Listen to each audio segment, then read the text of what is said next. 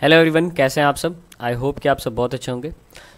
आज के क्लास में हम लोग बात करने वाले हैं क्लास 11 के सेट 2 जो कि मॉडल टेस्ट पेपर है आपका 2021 और 2022 का। जैसा कि मैंने आपको पहले ही बोला था कि हम लोग इस चीज़ के बारे में डील करेंगे, 2021 और 2022 को भी डील करेंगे।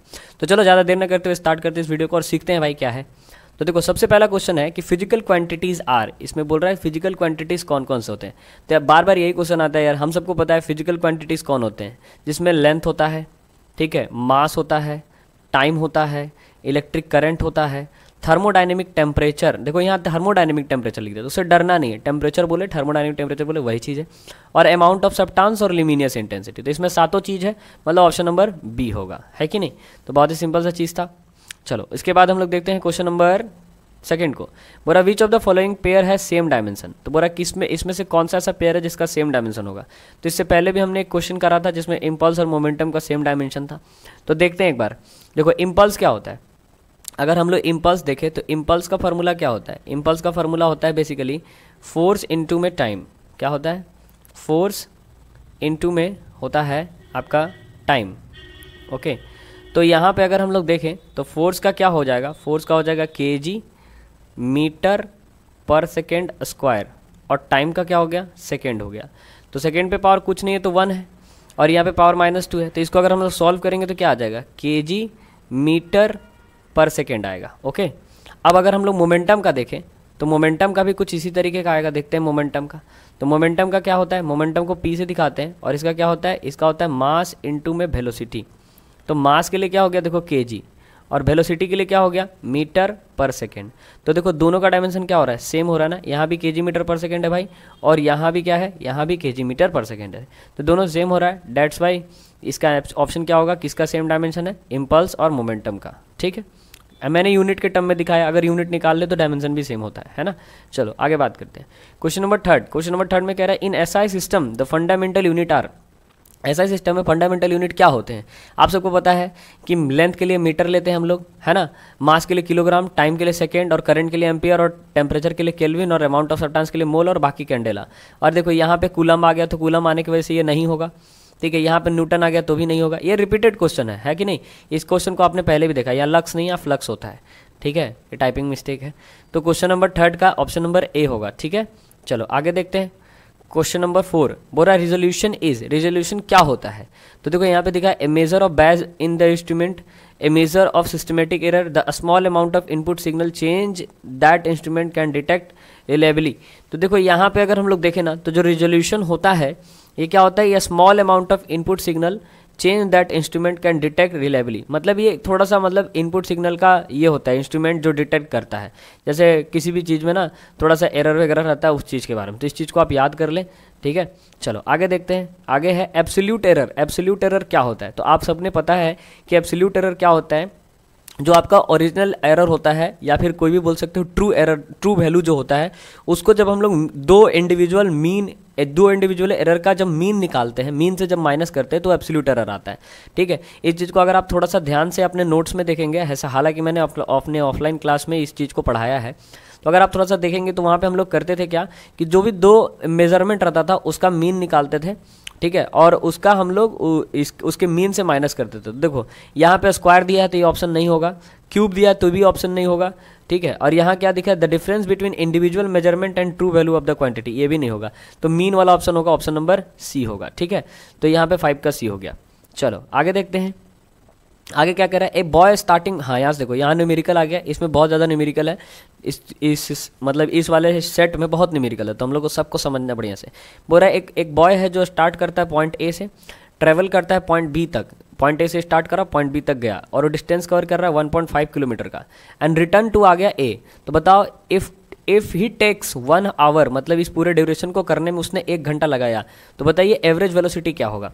तो देखो अगर हम लोग वेलोसिटी का फार्मूला देखें ना, तो वेलोसिटी का फार्मूला क्या होता है, अगर हम लोग वेलोसिटी का फार्मूला देखें तो ये होता है डिस्टेंस, है ना, यहाँ एवरेज है तो यह क्या हो जाएगा, टोटल डिस्टेंस, है ना, टोटल डिस्टेंस बाई, यहाँ पे नीचे आ जाओ यार, इतना ये ब्लिंक क्यों करता है, total distance by total time, है कि नहीं। तो ये आ गया total distance by total time. तो देखो अगर हम देखें तो यहाँ टोटल डिस्टेंस वेलोसिटी है तो डिस्प्लेसमेंट हो जाएगा, ठीक है ना।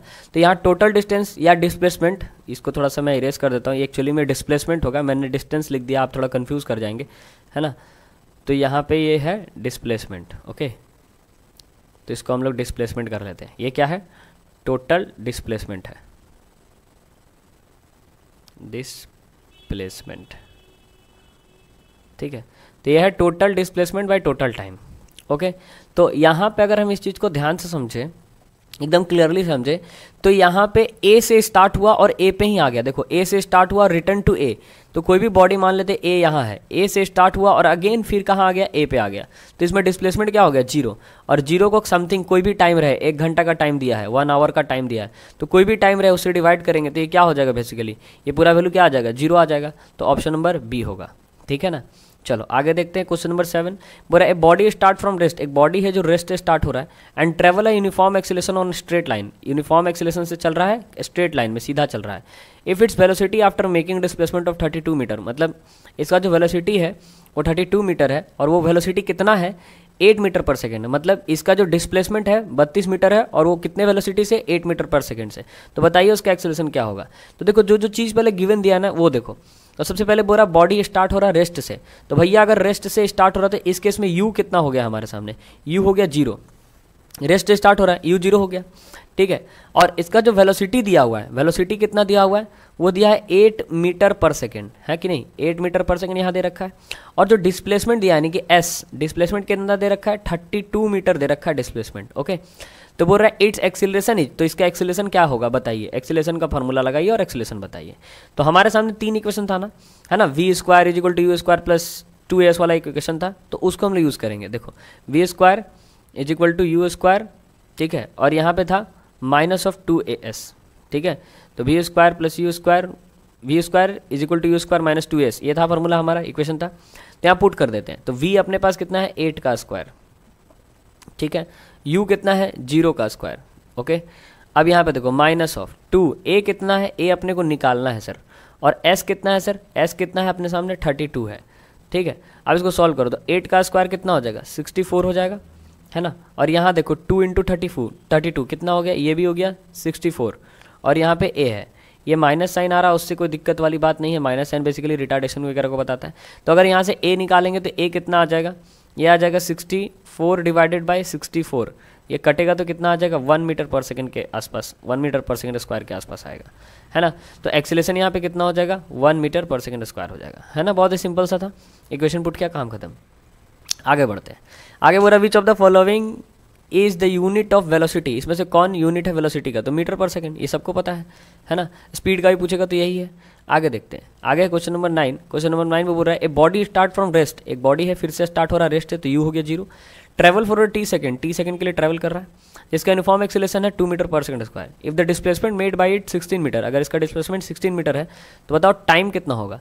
तो जो जो चीज़ गिवन दिया पहले उसको लिख लेते हैं। यू कितना दे रखा है, यू दे रखा है 0, मतलब इनिशियल वेलोसिटी है 0, ठीक है, और टी सेकंड के लिए चल रहा है, मतलब टाइम जो है टी दे रखा है, ठीक है। एक्सीलरेशन कितना दे रखा है, एक्सीलरेशन दे रखा है 2 मीटर पर सेकंड स्क्वायर, है कि नहीं, ये माइनस है 2 मीटर पर सेकंड स्क्वायर।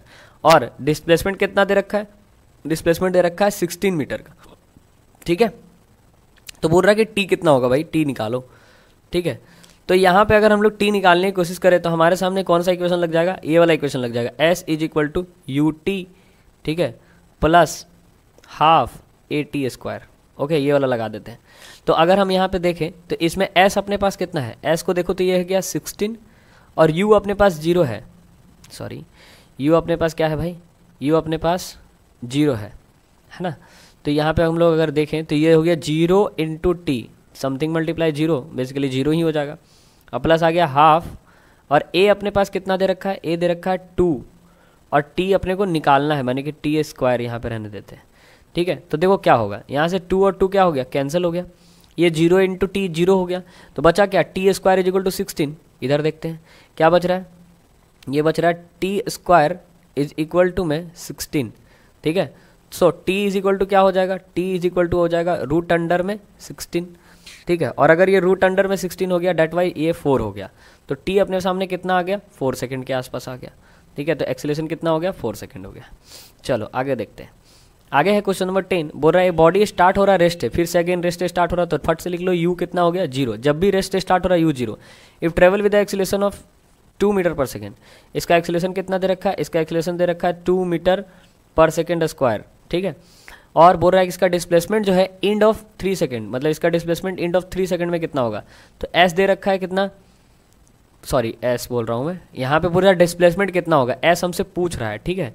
और टाइम कितना दे रखा है, एंड ऑफ 3 सेकेंड, यानी कि 3 सेकेंड में कितना होगा, ठीक है, ये 3 सेकेंड टाइम दे रखा है।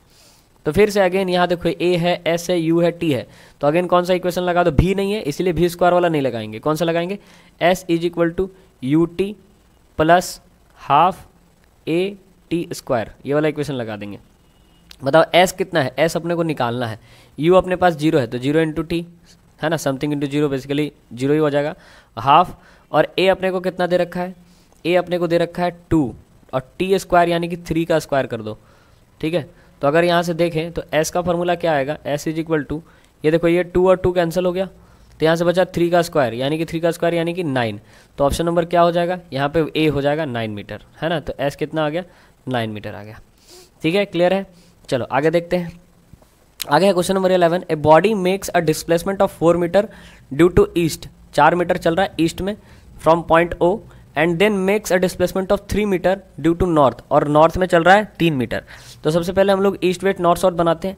देखो अगर हम लोग यहाँ से इस तरह से ऐसे बनाने की कोशिश करें तो ये हमारा है, ऊपर वाला जो पार्ट होता है वो होता है नॉर्थ, है ना, और नीचे वाला पार्ट क्या होता है, साउथ होता है।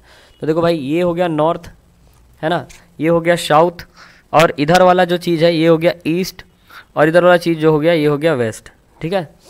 तो ये सही है ना, हाँ सही है। तो इसमें क्या बोल रहा है, 4 मीटर हम लोग किधर जा रहे हैं, 4 मीटर जा रहे हैं ईस्ट की तरफ, मतलब इधर जा रहे हैं, है ना, 4 मीटर ईस्ट की तरफ गए इधर। और फिर इसके बाद क्या बोल रहा है कि 3 मीटर नॉर्थ की तरफ गए, तो 3 मीटर ये हो गया ऊपर की तरफ, ठीक है। तो पूछ रहा है कि बताइए इसके बीच का डिस्प्लेसमेंट कितना होगा, तो ये है हमारे सामने 4 मीटर और ये है हमारे सामने 3 मीटर, तो इसके बीच का डिस्प्लेसमेंट कौन सा होगा, ये वाला लाइन होगा बीच का डिस्प्लेसमेंट, ठीक है। तो ये वाला जो बीच वाला चीज़ आ रहा है इसको कैसे निकालेंगे, तो अकॉर्डिंग टू पाइथागोरस थ्योरम अगर हम यहाँ पे लगा दें तो ये क्या हो जाएगा, √4 का स्क्वायर, ठीक है, और प्लस में √3 का स्क्वायर। तो √4 का स्क्वायर कितना हो गया, 16 हो गया, और प्लस में यहाँ पे क्या हो गया, 9 हो गया, ठीक है। तो यह 16 + 9 कितना हो गया, √25 आ गया, और 25 का क्या होता है, 5 होता है। तो ऑप्शन नंबर क्या हो जाएगा, सी हो जाएगा 5, ठीक है, देख लो। चलो आगे बात करते हैं। आगे क्या है, a body is travelling in a circle, एक बॉडी है जो सर्कल में ट्रैवल कर रहा है कांस्टेंट स्पीड के साथ, कांस्टेंट स्पीड के साथ। तो क्या उसका इनवर्ड एक्सीलरेशन होगा, हैज़ कांस्टेंट वेलोसिटी होगा, has no acceleration, has outward radial acceleration. तो क्या होगा, इनवर्ड एक्सीलरेशन। जब भी कोई बॉडी किसी सर्कल में कांस्टेंट स्पीड से चले तो उसके अंदर एक इनवर्ड एक्सीलरेशन आ रहा होता है, ठीक है, और वही इनवर्ड एक्सीलरेशन की वजह से सेंट्रीपिटल फोर्स बन रहा होता है जो कि v²/r होता है, ठीक है। इस चीज़ पे हमने पहले भी डिस्कस करा है, ठीक है, तो इस चीज़ को आप याद रखेंगे। चलो आगे देखते हैं क्वेश्चन नंबर 13, क्या कह रहा है, when angular velocity change with respect to time, जब कोई एंगुलर वेलोसिटी टाइम के रिस्पेक्ट में चेंज कर रहा है तो वहाँ क्या होगा। तो देखो हम लोग सबको पता है कि एक्सीलरेशन क्या होता है, velocity with respect to time, है ना, rate of change of velocity with respect to time. तो यहाँ बोल रहा है एंगुलर एक्सीलरेशन क्या होगा, तो एंगुलर एक्सीलरेशन यानी कि अल्फा, वो क्या होगा, rate of change of angular velocity divided by time. तो यहाँ पे क्या है, बोल रहा है एंगुलर वेलोसिटी चेंज करा, देखो ये एंगुलर वेलोसिटी है और ये चेंज करा किसके रिस्पेक्ट में, टाइम के रिस्पेक्ट में, तो वो क्या होगा, एंगुलर एक्सीलरेशन होगा, ठीक है। तो सिंपल सी चीज़ है। आगे देखते हैं, the time of flight is equal to the, जो टाइम ऑफ फ्लाइट होता है, देखो जैसे मान लो ये वाला चीज, ये कोई प्रोजेक्टाइल है, ठीक है, ये मान लो यहाँ से ऐसे एक प्रोजेक्टाइल बन रहा है, इस तरह से ऐसे इसका ट्रेजेक्ट्री हो रहा है, ठीक है। तो बोल रहा है कि इसको जो यहाँ से यहाँ आने में जो टाइम लगता है उसी को हम लोग क्या कहते हैं, टाइम ऑफ फ्लाइट कहते हैं, सबको पता है। इसको आने में जो टाइम लगता है यही क्या कहलाता है, हमारा टाइम ऑफ फ्लाइट कहलाता है ना। कितने देर वो हवा में रहा है उसी को हम लोग टाइम ऑफ फ्लाइट कहते हैं। तो बोल रहा है जो टाइम ऑफ फ्लाइट है वो किसके इक्वल है, तो देखो यहाँ पे होता है इसका हाइट, ठीक है, ये वाला होता है इसका हाइट, और ये वाला जो होता है नीचे वाला इसको हम लोग कहते हैं रेंज, ठीक है, ये नीचे वाले को कहते हैं रेंज और ऊपर वाले को कहते हैं हाइट। तो ये जो टाइम ऑफ फ्लाइट है ये क्या होता है, इसके 4 टाइम्स होता है इसके हाइट के, ये जो मैक्सिमम हाइट जो यहाँ रीच कर रहा है ये क्या होगा, इसके 4 टाइम्स होगा, ठीक है। तो इस चीज़ को आप याद रखेंगे कि जो टाइम ऑफ फ्लाइट होता है ये क्या होता है, 4 times the time necessary to reach the maximum height. मतलब यहाँ से यहाँ जाने में जो टाइम लगता है, यहाँ से यहाँ जाने में जो टाइम लगता है इसके 4 गुना होता है, ठीक है, टाइम ऑफ फ्लाइट। ठीक, चलो आगे देखते हैं। The path followed by the projectile, projectile के द्वारा जो पाथ फॉलो होता है उसको हम लोग ट्रेजेक्ट्री कहते हैं, अभी जस्ट मैंने बताया।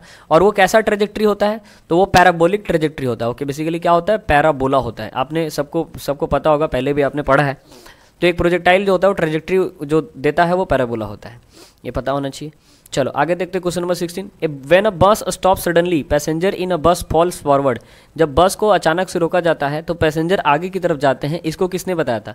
सबको पता है, न्यूटन फर्स्ट लॉ है ना। न्यूटन फर्स्ट लॉ की वजह से ही आगे आदमी जाता है ना। लॉ ऑफ इनर्शिया, जो जिसमें बॉडी रेस्ट पे है तो रेस्ट पे रहना चाहेगा, मोशन में है तो मोशन में रहना चाहेगा। अब आते हैं क्वेश्चन नंबर 17 में।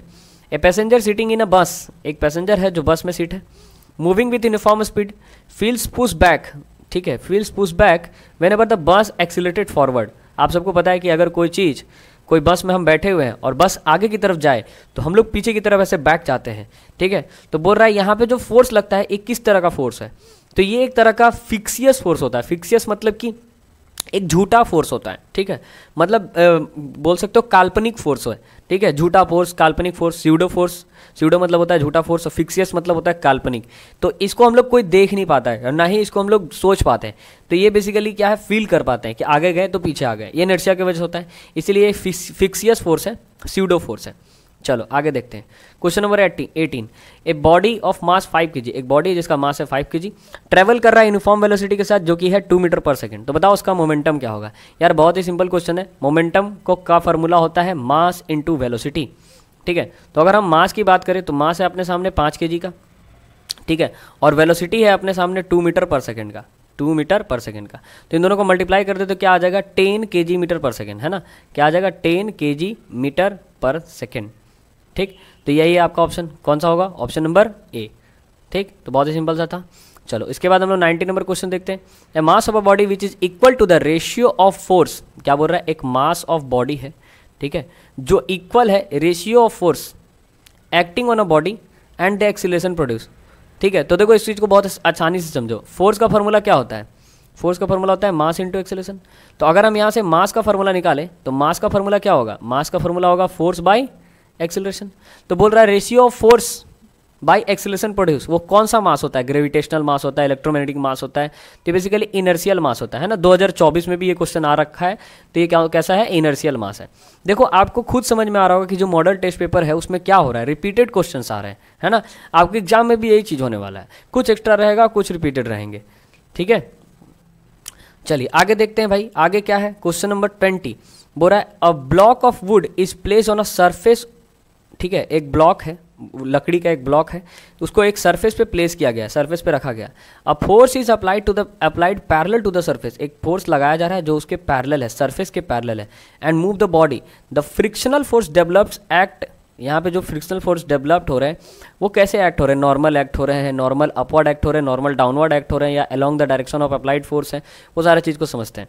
तो देख लो, मान लो एक सरफेस है, ठीक है, और इस पे एक ब्लॉक रखा हुआ है, ठीक है, सपोज दैट ये एक ब्लॉक है, ठीक। तो इस ब्लॉक के ऊपर एक फोर्स लग रहा है ऐसे इधर के डायरेक्शन में, ये एक फोर्स लग रहा है, और इस फोर्स के अपोजिट में, इस फोर्स के अपोजिट में एक और फोर्स लगेगा। हम सबको पता है इस फोर्स के अपोजिट में एक और फोर्स लगता है, जिसको हम लोग कैसा कहते हैं, जिसको हम लोग कहते हैं फोर्स ऑफ फ्रिक्शन। यही होता है हमारा फ्रिक्शन का फोर्स, ठीक है। तो वही बोल रहा है कि जो फोर्स ऑफ फ्रिक्शन वो कैसे लगेगा, तो जो फोर्स ऑफ फ्रिक्शन होता है वो opposite to the direction of applied force लगता है। देखो ये अप्लाइड फोर्स के अपोजिट, ये अप्लाइड फोर्स है हमारा, ये वाला जो फोर्स है कैसा फोर्स है, ये अप्लाइड फोर्स है।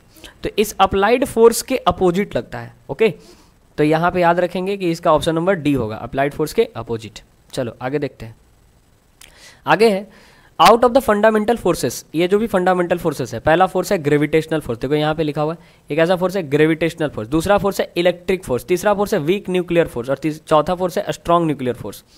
तो बोल रहा है इसमें से जो ग्रेविटेशनल फोर्स है, क्या इसमें से जो ग्रेविटेशनल फोर्स है उसका रैंक कैसा है इन चारों में, इसमें इन चारों में जो ग्रेविटेशनल फोर्स है वो क्या सबसे स्ट्रॉन्ग है या सबसे खराब है। तो देखो इन सब में जो ग्रेविटेशनल फोर्स है वो 4th रैंक पे आता है, ठीक है, मतलब उसका जो रैंक है वो रैंक 4th है स्ट्रेंथ के मुताबिक, स्ट्रेंथ उसका बहुत कम होता है। अगर ग्रेविटेशनल फोर्स का स्ट्रेंथ बहुत ज़्यादा हो जाए ना तो हम लोग चल भी नहीं पाएंगे, है ना, बहुत ज़्यादा चलने में हम लोग को दिक्कत होगा। तो इसका रैंक मतलब फोर्स का जो इसका रैंक होता है बहुत ही लगभग कम रहता है, ठीक है, इन सब के मुताबिक, इलेक्ट्रिक, वीक न्यूक्लियर और स्ट्रॉन्ग न्यूक्लियर फोर्स के मुताबिक। चलो आगे देखते हैं question number 22। The frame of reference attach to the satellite of the earth, an inertial frame, an absolute frame and non inertial frame. तो ये बेसिकली नॉन इनर्शियल फ्रेम होता है। जो भी फ्रेम ऑफ रेफरेंस होता है, जो भी सैटेलाइट का होता है अर्थ के हिसाब से, तो उसमें कोई इनर्शियल वगैरह नहीं रहता, कोई मास उसका लफड़ा नहीं रहता, इसीलिए नॉन इनर्शियल फ्रेम है वो। बहुत ही सिंपल सा चीज़ है, इसको आप याद रख सकते हैं। चलिए क्वेश्चन नंबर 23 पे आते हैं हम लोग। क्वेश्चन नंबर 23 क्या है? A block of mass m, एक ब्लॉक है जिसका मास है m, इसको प्लेस किया गया एक फ्लैट सरफेस पे, ठीक है, एक फ्लैट सरफेस पे प्लेस कर गया। The force applied to move parallel to the surface, एक फोर्स लगा रहे हैं जो उसको पैरेलली लेके चल रहा है, और उस फोर्स को फ्रिक्शनल फोर्स कह रहे हैं। तो पूछ रहा है कि ये जो फोर्स है किस पे डेवलप करेगा। तो देखो बहुत ही सिंपल सा चीज़ है। अगर हम मान लो इस तरह का एक चीज़ देखें, ठीक है, अब यहाँ पे यहाँ पे देखो बहुत ही सिंपल सा चीज़ है। यहाँ पे इस ब्लॉक का मास है कैपिटल M, ठीक, और इस पर हम एक फोर्स लगाए, तो ये फोर्स इधर जा रहा है, ठीक है। अब इसके अपोजिट में एक फ्रिक्शनल फोर्स लगेगा, हम सबको पता है, इसके अपोजिट में एक फ्रिक्शनल फोर्स इधर लग रहा है, ठीक है। तो ये जो फ्रिक्शनल फोर्स है, ये फ्रिक्शनल फोर्स किस पे डायरेक्टली प्रोपोर्शनल होगा? तो आप सबको पता है ये क्वेश्चन का आंसर, क्योंकि पहले भी इसको हमने देखा है। तो फ्रिक्शनल फोर्स का फॉर्मूला होता है mu into N. What is mu? Mu is the coefficient of friction. और ये एन कैसा है? ये एन है नॉर्मल फोर्स जो ऊपर की तरफ में लग रहा है, और ये एन किसके बराबर होता है? ये एन बराबर होता है एम जी के, ठीक है। तो अगर हम इस एन के जगह पे चेंज करें तो ये हो गया म्यू इंटू एम जी। तो मतलब ये जो फ्रिक्शनल फोर्स है वो किस पे डिपेंड करेगा? मास पे डिपेंड करेगा। तो यहाँ पे मास ऑफ द बॉडी पे डिपेंड करता है, ठीक है, proportional to the mass of the body. चलो आगे बात करते हैं क्वेश्चन नंबर 24 पे। 24 में कह रहा है एक मशीन गन है, ठीक है भाई, बहुत ही आराम से समझो। क्या कह रहा है? एक मशीन गन है जिसको फायर्स करा जा रहा है। A machine gun fires a bullet of mass 40 gram, 40 gram का बुलेट को फायर कर रहा है with a velocity of 1200 metre per second. A man holding can exert a maximum force 144 newton, ठीक है, ऑन द गम नहीं होगा, यहाँ पे गन होगा, typing mistake. How many bullets can he fired पर सेकेंड एट मोस्ट। देखो क्या कह रहा है, बहुत ही सिंपल सा क्वेश्चन है। एक मशीन गन है, मशीन गन समझते हैं, धर धर धर धर धर धर पूरा चलता है बहुत स्पीड में, तो वो मशीन गन है। अब उसमें जो मास दे रखा है, हमें मास कितना दे रखा है? 40 ग्राम का मास दे रखा है, किसका? बुलेट का, ठीक है। तो इसको अगर हम लोग केजी में चेंज करें तो ये हो जाएगा 40/1000, ये केजी में हो जाएगा, है कि नहीं? जल्दी आ जा भाई, हाँ 40/1000 आ जाएगा, ठीक है। और इसका जो वेलोसिटी दे रखा है, वेलोसिटी कितना दे रखा है? वेलोसिटी दे रखा है 1200 मीटर पर सेकेंड, मतलब एक गोली निकल रहा है 1200 मीटर पर सेकेंड के स्पीड से, ठीक है। तो एक आदमी जो है ना वो 144 न्यूटन का फोर्स झेल सकता है। तो बताओ कि वो एक बार में कितने बुलेट्स को फायर कर देगा, ठीक है, हमें ये पता करना है। तो इसके लिए हमें क्या पता करना होगा कि भैया एक बुलेट को फायर करने में उसको कितना फोर्स झेलना पड़ रहा है। जैसे एक गोली छोड़ा तो उसको कितना एक्सर्ट करना पड़ रहा है फोर्स, वो पहले पता करना होगा, ठीक है। तो एक के लिए हम लोग कैसे निकालेंगे? बहुत ही सिंपल है। एक के लिए अगर हम लोग को निकालना रहेगा तो हम लोग को क्या करना है? मास इंटू वेलोसिटी है ना, और यहाँ पे हमारे सामने क्या है? यहाँ पे फोर्स है। तो अगर हम देखें तो टोटल के लिए कितना हो रहा है? 144 हो रहा है। तो एक के लिए अगर निकालेंगे तो यहाँ पे इस तरह से हो जाएगा, मास इंटू वेलोसिटी। एक के लिए जो मोमेंटम आएगा वो क्या आएगा? m इंटू वी, ठीक है, जो कि क्या आएगा? एक गन के लिए जो है वो आ जाएगा 40/kg में रखेंगे तो 40/1000, और इंटू में जो वेलोसिटी है वो हो गया 1200। तो यहाँ से देखो क्या होगा, यहाँ से देखो ये 2 जीरो, ये 2 जीरो उड़ गया, और यहाँ से 1 जीरो उड़ गया, है ना। तो 12 जो क्या हो जाएगा? 48, ठीक है। 48 मतलब 48 के आसपास 48 का इसका मोमेंटम होगा, और वही मोमेंटम का रेट चेंज फोर्स कहलाता है। तो ये आ गया। और आदमी कितना फोर्स झेल पा रहा है? 144 न्यूटन का फोर्स वो झेल पा रहा है। तो बस कुछ नहीं करना है, इस 48 को 144 से डिवाइड कर दो। जब इस 48 को 144 से डिवाइड करोगे तो 8 3 जो 24, मतलब ये 3 बार में कट जाएगा, है ना। तो मतलब ये एक बार में 3 बुलेट्स को निकाल सकता है, ठीक है। तो ये चीज़ है, बहुत ही सिंपल सा था, कोई दिक्कत वाली बात नहीं है। चलो आगे देखते हैं question number 25। A body of mass 10 kg, एक बॉडी है जिसका मास है 10 kg, travelling with uniform speed 5 metre per second. तो बताइए उसका काइनेटिक एनर्जी क्या होगा? यार काइनेटिक एनर्जी का फॉर्मूला क्या होता है? आप सबको पता है, काइनेटिक एनर्जी का फॉर्मूला होता है ½ mv²। कहीं ना कहीं मुझे ऐसा लगता है ना कि मैं लैपटॉप से काफ़ी ज़्यादा फास्ट लिखता हूँ, इस वजह से इसके प्रोसेसिंग में थोड़ा टाइम लग जाता है, ठीक है। तो ½ m कितना है भाई? m है अपने पास 10, और जो स्पीड है वो अपने पास कितना है? 5, है ना, 5 मीटर पर सेकेंड, और इसका स्क्वायर कर देना अपने को। तो जब इसका हम स्क्वायर करेंगे तो ये हो जाएगा 25। पहले इसको काट देते हैं, तो 2 को 10 से काटेंगे तो 5 आ जाएगा, ठीक है। तो ये आ गया 5 × 25। जब 5 × 25 करेंगे तो क्या आ जाएगा, 125 आ जाएगा। और भैया हम क्या निकाल रहे हैं, हम निकाल रहे हैं काइनेटिक एनर्जी, तो उसका ये ऐसा यूनिट होगा जूल, तो 125 जूल हो जाएगा। चलो आते हैं क्वेश्चन नंबर 26 पे। ए क्वांटिटी ऑफ वर्क जो कि जिसमें बोल रहा है 1000 जूल है, इज डन इन 2 सेकेंड, ठीक है। तो बताइए पावर क्या होगा। अरे यार कितना सिंपल क्वेश्चन है। पावर को हम लोग क्या लिखते हैं, वर्क डन बाई टाइम लिखते हैं, है कि नहीं। तो वर्क डन कितना दे रखा है, वर्क डन दे रखा है 1000 जूल। ओके सर, कोई दिक्कत नहीं। तो वर्क डन 1000 जूल है और वो 2 सेकंड में उड़ा रहा है, तो इसको अगर हम लोग काटें तो कितना आ जाएगा, 500, है ना। और पावर का यूनिट क्या होता है, वाट होता है। तो पावर क्या आ गया, 500 वाट। तो देखो यहाँ पे कहीं है, ऑप्शन नंबर डी है। चलो आगे देखते हैं। आगे है 27 number question. A body of mass 10 kg, एक बॉडी है जिसका मास है 10 kg और उसका हाइट है 2 मीटर, उस यूनिफॉर्म स्पीड से चल रहा है। कितना स्पीड से चल रहा है, यूनिफॉर्म स्पीड से, जो कि है 2 मीटर पर सेकंड। बताइए टोटल एनर्जी क्या होगा।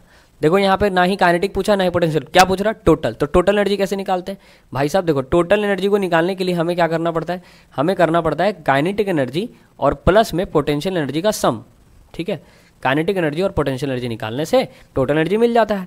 तो हम लोग यहाँ पे वही करेंगे। काइनेटिक एनर्जी हो गया ½ mv² और पोटेंशियल एनर्जी हो गया mgh, ओके। तो देखो काइनेटिक एनर्जी अगर निकाले तो ½ m अपने को कितना दे रखा है, m अपने को दे रखा है, कहाँ गया, 10 kg, है ना। तो ये हो गया 10। और v अपने को कितना दे रखा है, v दे रखा है 2 का स्क्वायर, ठीक है। तो 2 का स्क्वायर 4 होता है ना। अब देखो mgh ये पोटेंशियल के लिए, तो इसमें भी m कितना दे रखा है 10 और g को कितना रख देंगे 9.8 रखना है। जब कुछ ना दिया हो तो 9.8 ही रखेंगे, ठीक है, 10 नहीं रख लेंगे। और h कितना दे रखा है 2 रखा है, ठीक है भाई, बहुत सिंपल। देखो ये 2 को काट देंगे इसके स्क्वायर से, है ना, क्योंकि इसका स्क्वायर करेंगे तो 4 होगा ना, है ना। आप ही मत सोचना कि सर 2 को स्क्वायर से कैसे उड़ा दे रहे भाई। देखो ये 4 होगा तो उसको काटेंगे तो 2 ही आएगा ना, इसी वजह से मैं थोड़ा सा फास्ट कर रहा हूँ।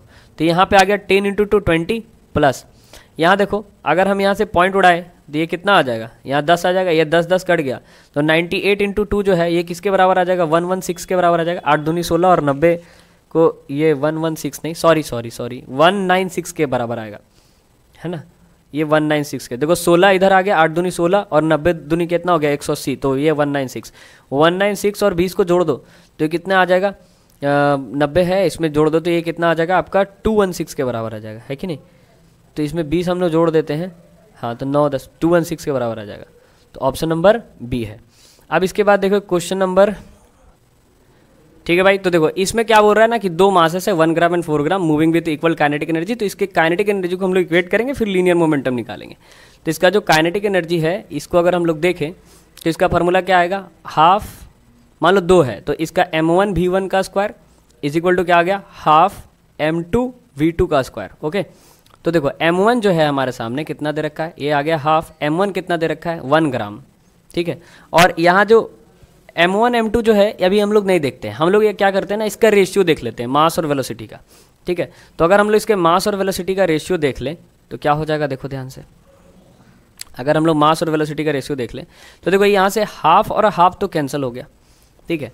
तो यहाँ अगर हम देखें तो ये जो m1 है, इस m1 के नीचे अगर m2 आएगा तो यहाँ ऊपर में क्या था, ऊपर में v2 का स्क्वायर था तो नीचे आ जाएगा v1 का स्क्वायर, ठीक है। मतलब देखो मास जो वेलोसिटी के साथ है इन्वर्सली प्रोपोर्शनल है, ठीक है। तो अगर हम देखें तो हमारे पास m1 m2 कितना दे रखा है, देखो ये दोनों पे स्क्वायर है तो हम ऐसे चाहें तो इसको हम ऐसे भी लिख सकते हैं कि v2/v1 ऐसे भी लिख सकते हैं। तो बताओ v2/v1 भी लिख दे तो कोई दिक्कत नहीं है, स्क्वायर है तो एलिमिनेट कर सकते हैं। अब देखो ये v2 कितने, हमारे पास जो मास है ये मास कितना दे रखा है, यहीं पर मैं करके दिखाता हूँ। ये मास है 1/4 का, है ना, 1 का मास 1 ग्राम है और इसका 4 है। तो इस तरह से अगर हम लोग इसका देखेंगे तो इसका स्क्वायर है ना, तो इसका अगर हम लोग स्क्वायर करेंगे तो क्या आ जाना चाहिए, इसका आ जाना चाहिए आपका v2 के लिए हो जाएगा आपका 1, ठीक है। और v1 के लिए क्या हो जाएगा आपका 4 हो जाएगा। तो मतलब v1 और v2 का ये हो गया। और अगर मान लो ये स्क्वायर है, स्क्वायर को उधर भेजेंगे तो ये रूट चढ़ जाएगा और यहाँ भी रूट चढ़ जाएगा। तो 1 का क्या हो जाएगा 1 हो जाएगा और 4 का क्या हो जाएगा 2 हो जाएगा। तो इसका जो v2 और v1 का रेशियो आएगा, v2 और v1 का जो रेशियो आएगा वो क्या आ गया 1:2 आ जाएगा, ठीक है। ये चीज़ सिंपल है। अब देखो इसका हम लोग को लीनियर मोमेंटम का रेशियो पूछा है, काइनेटिक एनर्जी का दिया हुआ है दोनों इक्वल है, लेकिन अभी हमें लीनियर मोमेंटम पूछ रहा है। तो लीनियर मोमेंटम क्या होता है, मास इंटू वेलोसिटी, ठीक है। तो m1 × v1, ठीक है। तो अगर हम लोग इसका रिलेशन देखें तो इसी का डिवाइड कर देंगे किसके साथ, m2, अरे यार सॉरी, यहाँ हो गया क्या m2 इंटू v2 के साथ, ठीक है। ये हो गया लीनियर मोमेंटम ऑफ 1 और इधर हो गया लीनियर मोमेंटम ऑफ 2, तो m1 इंटू v1। अब देखो m1 का रेशियो हमें पता था, m1 कितना था भाई 1 था, और m2 कितना था 4 था, तो ऊपर था 1 नीचे आ गया 4, और v1 इंटू v2 कितना है, v1 इंटू v2, देखो v1 के लिए हमारे सामने क्या है 2 है, तो यहाँ पे हम 2 रख दें, और v2 के लिए कितना है 1 है, तो देखो ये अगर इसको काटेंगे तो ये कितना हो जाएगा, 4 को 2 से काटेंगे तो ये आ गया ऐसे, तो p1:p2 का जो रेशियो आएगा वो बेसिकली क्या हो जाएगा 1:2 के आसपास आएगा, है ना, यही है ही। तो ये देखो 28 का क्या हो गया, ऑप्शन नंबर बी हो गया 1:2। चलो अब इसके बाद हम लोग आगे देखते हैं। आगे है a body of mass 100 kg falls from a height of 10 metre. एक बॉडी है जिसका मास है 100 kg, तो बताइए, और वो हाइट कितने 10 मीटर के हाइट से गिर रहा है, तो बताओ उसके अंदर कितने काइनेटिक एनर्जी आएंगे। आप सबको पता है ये क्वेश्चन पहले भी आ चुका है, ठीक है, बहुत ही सिंपल सा क्वेश्चन है। अगर कोई बॉडी हाइट पर रहता है तो उसके अंदर पोटेंशियल एनर्जी रहता है, और जब वो नीचे आते जाता है तो उसके अंदर काइनेटिक एनर्जी आता है। तो according to law of conservation of energy कभी ना कभी तो पोटेंशियल एनर्जी काइनेटिक एनर्जी के बराबर होगा। तो इस हिसाब से जो mgh है वो किसके बराबर है, वो ½ mv² के बराबर है। तो आपसे भले ही इंक्रीज इन काइनेटिक एनर्जी पूछ रहा है, अगर आप यहाँ पे पोटेंशियल एनर्जी भी निकाल दें तो वो इंक्रीज इन काइनेटिक एनर्जी के बराबर ही होगा, क्योंकि कंजर्वेशन ऑफ एनर्जी के हिसाब से कोई भी एनर्जी क्रिएट नहीं होता और कोई भी एनर्जी डिस्ट्रॉय नहीं होता है। तो इस हिसाब से पोटेंशियल एनर्जी काइनेटिक एनर्जी के बराबर है। तो अगर हम लोग यहाँ पे mgh निकाल दें, mgh इसलिए निकाल रहे हैं भाई क्योंकि ये हमारे पास इन्फॉर्मेशन गिवन है, v हमारे पास नहीं है। तो देखो m कितना है भाई, डायरेक्टली देखो 100, g कितना है, g यहाँ पे हम लोग 9.8 ले लेते हैं, ठीक है, और क्योंकि मैंने पहले ही बोला जब g नहीं दिया रहे तो 9.8 लेना है, और हाइट है 10। तो देखो जैसे ही यहाँ से पॉइंट हटाएंगे यहाँ आ जाएगा एक 0, 10 कट गया, और 98 को जब 100 से मल्टीप्लाई करेंगे तो क्या हो जाएगा 9800 जूल, ठीक है। तो ऑप्शन नंबर ए हो गया। चलो आगे देखते हैं question number 30। A body of moment of inertia 3 kg metre square, ठीक है, rotating with an angular velocity of 2 radian has same kinetic energy of mass 12 kg moving with the velocity. पूछ रहा है कि वेलोसिटी इसका क्या होगा। तो एक बॉडी है, ठीक है, जिसका मोमेंट ऑफ इनर्शिया हमें दे रखा है, तो अगर इसका सेम काइनेटिक एनर्जी है, तो ये एक बात यहाँ पे ध्यान से देखना, पहली चीज़ हम लोग लिख लेते हैं। देखो मोमेंट ऑफ इनर्शिया हमें क्या दे रखा है, मोमेंट ऑफ इनर्शिया हमें दे रखा है 3, यूनिट वगैरह को बाद में लिखते हैं। एंगुलर वेलोसिटी जो हमें दिया है, ये एंगुलर वेलोसिटी यानी कि ओमेगा जो दिया है, ये हमें कितना दे रखा है 2 रेडियन दे रखा है, तो 2 लिख लेते हैं सिंपल। मास कितना दे रखा है, मास दे रखा है 12, और बोल रहा है कि इसका सेम काइनेटिक एनर्जी है। तो देखो जब अगर हम लोग एंगुलर के हिसाब से काइनेटिक एनर्जी का फॉर्मूला बनाते हैं ना, तो बेसिकली होता है हाफ और आई यानी कि मोमेंट ऑफ इनर्शिया इनटू ओमेगा², और इसी को अगर लीनियर के हिसाब से इक्वेट करें तो ये होता है ½ mv², ठीक है। तो हाफ तो ऐसे कैंसिल हो गया, ठीक है। अब आई का देखो, आई का वैल्यू कितना दे रखा है, आई का वैल्यू दे रखा है 3, और यहाँ ओमेगा का वैल्यू कितना दे रखा है 2 का स्क्वायर, ठीक है, और ये हो गया m जो है, m हमारे सामने कितना दे रखा है 12, और हमें v पूछ रहा है, v² इधर होगा। तो यहाँ से देखो क्या करेंगे, अगर इसको अगर हम लोग सिंपली देखें तो यहाँ पे क्या हो जाएगा 2 का स्क्वायर बेसिकली 4 हो जाएगा, है ना। तो ये 3 × 4 बेसिकली 12 आ गया, और इधर भी आ गया 12, और इधर है हमारे सामने v² मल्टीप्लाई है, ये आ गया v²। तो अगर यहाँ से देखें तो 12/12 क्या हो गया, कट गया, और ये आ गया v²। So v² is equal to क्या है 1 है। सो v इज इक्वल टू क्या हो जाएगा, v इज इक्वल टू, आ जाओ भाई जल्दी, हाँ v इज इक्वल टू √1, तो मतलब ओवरऑल 1 आ रहा है। तो यहाँ पे क्या आ जाएगा 1 मीटर पर सेकंड आ जाएगा, क्वेश्चन नंबर 30। चलो अब बात करते हैं 31 पे। पूरा एक पार्टिकल है परफॉर्मिंग कर रहा है circular motion of angular momentum L, the angular frequency is double. अगर उसके एंगुलर फ्रीक्वेंसी को डबल कर दें तो बताओ, और उसके काइनेटिक एनर्जी को हाफ भी कर दें, एंगुलर फ्रीक्वेंसी को डबल कर दिए और काइनेटिक एनर्जी को हाफ कर दिए, तो बताओ जो नया एंगुलर मोमेंटम आएगा वो कैसा क्या होगा। तो ये बहुत ही अच्छा क्वेश्चन है, बहुत ही अच्छा क्वेश्चन। देखो अगर हम लोग देखें ना तो हमारे सामने जो एंगुलर मोमेंटम होता है वो क्या होता है I × ओमेगा होता है, ठीक है। और जो हमारा काइनेटिक एनर्जी होता है वो काइनेटिक एनर्जी हमारा क्या होता है, अगर काइनेटिक एनर्जी का फॉर्मूला देखें तो काइनेटिक एनर्जी होता है ½ I × ओमेगा का स्क्वायर, ठीक है, ये चीज़ है। अब यहाँ पे देखो अगर हम इस चीज़ को ध्यान से देखें तो ये जो काइनेटिक एनर्जी है, इस काइनेटिक एनर्जी को हम ऐसे लिख सकते हैं तोड़ के, ½ I × ओमेगा और इनटू में फिर से ओमेगा, और ये जो I ओमेगा है ये I ओमेगा L के बराबर होता है। तो इस हिसाब से जो हमारा काइनेटिक एनर्जी आएगा वो क्या आ जाएगा ½ ये आ गया ½ और यहाँ हो जाएगा L ओमेगा। तो काइनेटिक एनर्जी आ गया ½ L ओमेगा आ गया। अब देखो ये वाला जो काइनेटिक एनर्जी है इसको हम लोग याद रखेंगे, ठीक है, इस काइनेटिक एनर्जी को हम लोग याद रखेंगे। अब हमारे सामने क्या बोल रहा है, इस काइनेटिक एनर्जी को हमने क्या कर दिया, हाफ कर दिया, ठीक है। तो इस काइनेटिक एनर्जी को हम लोग हाफ कर रहे हैं, ठीक। तो अगर हम इसको हाफ करेंगे तो देखो यहाँ पे क्या होगा, ये k से 2 से डिवाइड हो जाएगा, और यहाँ जो है चीज़, ये जो चीज़ है, ये चीज़ को हम लोग क्या करेंगे, ये जो हाफ ये आ गया, और जो एंगुलर मोमेंटम है, देखो एंगुलर मोमेंटम को क्या बोला है, एंगुलर फ्रीक्वेंसी को डबल करना है, ठीक है। और angular momentum as it is रहेगा, तो लो angular momentum as it is है और इसके एंगुलर फ्रीक्वेंसी को डबल कर देंगे तो 2 ओमेगा हो गया। अब देखो यहाँ से क्या हो रहा है, ये 2 और 2 कट गया, ठीक है। तो ओवरऑल जो आया हमारे सामने क्या आ रहा है, k/2 यहाँ पे आ गया l ओमेगा, ठीक है। और यहाँ पे क्या था, 2l ओमेगा। तो अगर हम यहाँ से l का रेशियो निकालें तो l इज इक्वल टू क्या हो जाएगा, l is equal to k/2 omega आ जाएगा, ठीक है। ये आ गया। अब इस चीज़ को अगर हम लोग इसके रेशियो से डिवाइड करें तो इसके हिसाब से ये जो वैल्यू आएगा ये 4 आ जाएगा, ठीक है। या फिर इस जो l वाला जो ये जो वैल्यू है, इस वैल्यू को उठा के भी अगर हम यहाँ पुट कर दें, इस वाले में पुट कर दें तो काम हमारा हो जाएगा।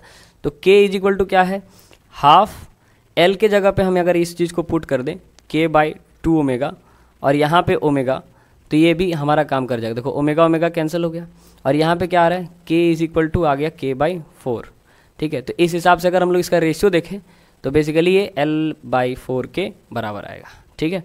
चलो आगे देखते हैं, आगे है 32 नंबर क्वेश्चन। तो देखिए, एक thin uniform circular ring is rolling down in an incline, ये इंक्लिनेशन ऑफ 300 नहीं होगा, 30 हो जाएगा, ठीक है। यहाँ पे 30 है, टाइपिंग मिस्टेक है, 30 degree without slipping the linear acceleration along the incline plane will be. देखो लीनियर एक्सीलेशन का जो फॉर्मूला होता है ना, कोई भी जैसे मान लो अगर ऐसे स्लिप कर रहा है तो यहाँ जो एंगल है ये 30 डिग्री का एंगल है। तो यहाँ जो लीनियर एक्सीलेशन इसका ऐसे जो ये चीज़ आ रहा है, ये बेसिकली क्या होता है, इसका फॉर्मूला होता है g sin थीटा, ठीक है। क्या होता है, g sin थीटा। तो अगर हम यहाँ से देखें तो g हमारा है और sin 30 डिग्री है, तो sin 30 डिग्री का अगर हम लोग यहाँ पे वैल्यू पुट करें तो ये बेसिकली 1/2 हो जाएगा। तो g इंटू 1/2 यहाँ पे क्या आ जाएगा, g/2 आ जाएगा। तो ऑप्शन नंबर क्या है, ए है, ठीक है, ऑप्शन नंबर ए है। उसी तरह से 33 नंबर क्वेश्चन देखें तो बोला मोमेंट्स ऑफ इनर्शिया डिपेंड अपन, आप सबको पता है moment of inertia distribution of particle पे भी डिपेंड करता है, मास पे भी डिपेंड करता है और एक्सिस ऑफ रोटेशन पे भी डिपेंड करता है। दैट मीन ये ऑल ऑफ दिस पे डिपेंड करेगा, ठीक है। अब इसके बाद हम लोग 34 नंबर क्वेश्चन देखते हैं। तो देखो 34 नंबर क्वेश्चन में क्या कह रहा है, यहाँ पे देख लो 34 नंबर क्वेश्चन कह रहा है, a body is rotating about an axis passing through the centre of mass then angular momentum is directed along the. तो इसका angular momentum axis of rotation पे होता है। 2024 में, 2023 में और 2021 में भी रिपीट हो गया क्वेश्चन, ठीक है। तो चाहो तो इस क्वेश्चन को एकदम रट लो भाई, बहुत ज़्यादा चांस है आने का। चलो इसके बाद हम लोग 35 नंबर क्वेश्चन देखते हैं। A particle moves on a circular path with decreasing speed, choose the correct statement. एक पार्टिकल है जो उसको सर्कुलर पाथ में स्पीड उसका घटते हुए घूम रहा है, ठीक है। जैसे मान लो एक सर्कुलर पाथ में है, ठीक है, और इसका स्पीड जो है ना ये घट रहा है धीरे धीरे धीरे। तो क्या इसका एंगुलर मोमेंटम रिमेन कांस्टेंट रहेगा, क्या इसका एक्सीलरेशन टुवर्ड द सेंटर, मतलब इसके जो एक्सीलरेशन होगा ये सेंटर की तरफ होगा, या ये जो पार्टिकल है स्पाइरल पाथ में घूमेगा और लास्टली ये अपने रेडियस से जाके टकरा जाएगा, ठीक है। तो ये वो वाला सिचुएशन नहीं है जो आपके इलेक्ट्रॉन्स वगैरह में पढ़ाया जाता है कि इलेक्ट्रॉन घूमते घूमते आया और टकरा गया, वो एक पोस्टुलेट था ना जो गलत था, तो वो नहीं है, ये कुछ और है, ठीक है। बहुत बच्चा लोग ऐसा कर सोच के और स्पाइरल पाथ वाला मार देता है, लेकिन ऐसा नहीं होगा। और यहाँ लिख रहा था direction of angular momentum remain constant. तो देखो ये जो एंगुलर मोमेंटम है ये कांस्टेंट तो कभी नहीं हो सकता है क्योंकि इसका स्पीड घट रहा है, एक्सीलरेशन टुवर्ड द सेंटर भी नहीं होगा और स्पाइरल पाथ वाला तो अभी समझा दिया नहीं होगा। तो इसका डायरेक्शन भले ही सेम रहेगा क्योंकि ये स्पीड घटे बढ़े उससे क्या मतलब है, घूमेगा तो सर्कुलर में ही ना, इसीलिए इसका डायरेक्शन क्या है, रिमेन कांस्टेंट रहेगा, ठीक है। तो इसी के साथ आपका जो 2021 का जो आपका मॉडल सेट था ये खत्म हुआ। इसके बाद हम लोग 2020 का करेंगे, ठीक है, फिर उसके बाद हम लोग 2019 का करेंगे और टोटल हम लोग का इसके हिसाब से 200 क्वेश्चंस कंप्लीट हो जाएगा। और 200 क्वेश्चन कंप्लीट होने के बाद आप अपने एग्जाम में आराम से 30 क्वेश्चंस डील करके आओगे, है ना। 40 क्वेश्चन होता है लेकिन मैं 30 का बोल रहा हूँ, है ना, हर चीज़ की गारंटी नहीं दे सकते, तो 30 क्वेश्चन तो डील होगा ही। चलो इसी के साथ हम लोग इस वीडियो को एंड करते हैं। Thanks for watching this video.